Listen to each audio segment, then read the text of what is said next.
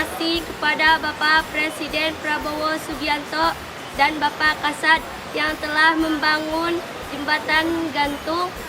Mudah-mudahan juga perekonomian kami ke depan bisa berkembang pesat karena adanya penghubung jembatan ini.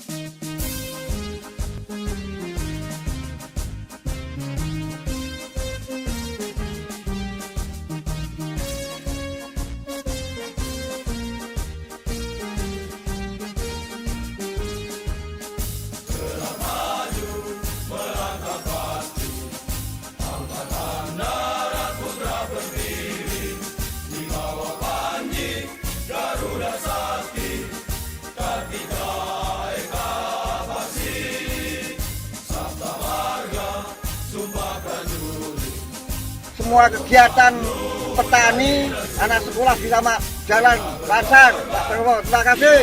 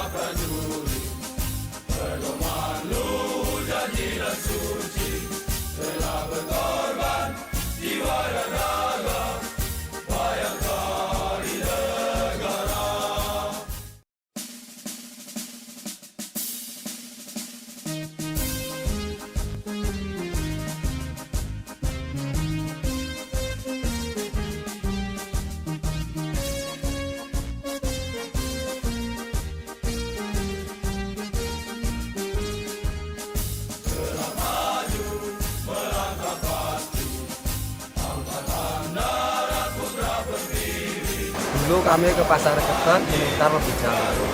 Dengan adanya jembatan Perda ini kami ke Pasar Kebon lebih dekat dan lebih cepat sampai.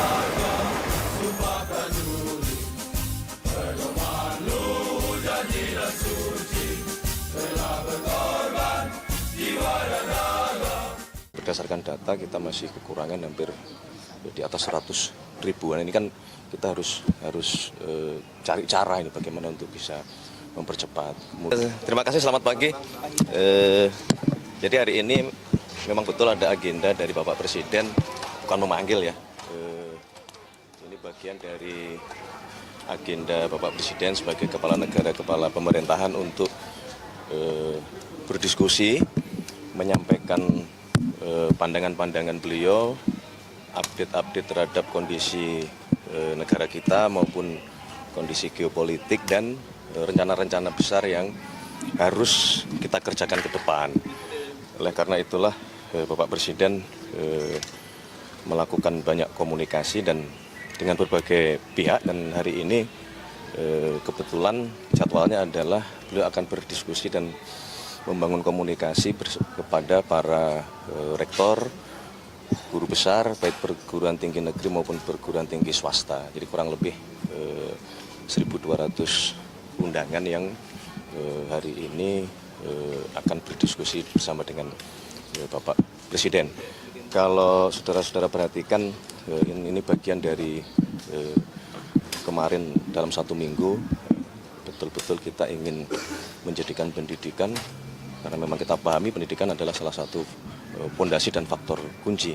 Jadi selain kita mengejar dan bekerja keras mencapai swasembada pangan, swasembada energi, maka salah satu pondasi utamanya adalah sumber daya manusia, pengawakan baik sekarang maupun ke depan menuju Indonesia Emas 2045. Jadi ini adalah bagian dari rangkaian kegiatan Bapak Presiden di bidang pendidikan. Pembahasan konkret nanti apa aja, Mas, dari Presiden kepada para rektor? Macam-macam ya. Jadi kan sebenarnya diskusinya ini juga sudah dimulai oleh Kementerian Dikti Saintek, misalnya berkenaan dengan bagaimana kita mempercepat pemenuhan kebutuhan dokter kita, yang berdasarkan data kita masih kekurangan hampir di atas 100 ribuan. Ini kan kita harus cari cara ini bagaimana untuk bisa mempercepat. Kemudian juga kualitas lembaga-lembaga pendidikan kita, universitas-universitas kita, baik dosennya, baik sarana prasarananya, termasuk kita sedang menghitung dan berpikir bagaimana bisa mengurangi beban operasional di setiap perguruan tinggi negeri kita. Karena kita menyadari bahwa sesungguhnya amanat konstitusi, kita harus mencerdaskan kehidupan bangsa, dan salah satunya ya melalui pendidikan di tingkat universitas. Sehingga kalau memungkinkan kita sedang coba menghitung bagaimana universitas-universitas ini dapat maju dan berkualitas dan tidak memberatkan dari sisi pembiayaan bagi masyarakat atau bagi mahasiswa.